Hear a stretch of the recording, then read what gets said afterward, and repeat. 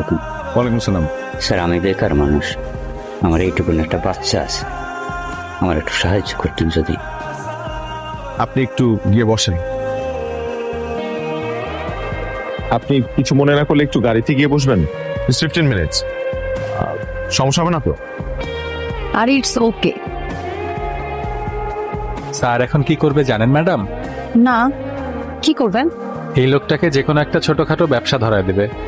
কেউ ভিক্ষা চাইতে আসলেই যে কোনো একটা ব্যবসা ধরায় দেবে। কি ব্যবসা? এই বাদামের ব্যবসা, তারপরে হলো ডিমের ব্যবসা, টং দোকান, এরকম ছোটখাটো ব্যবসা ধরায় দেয়।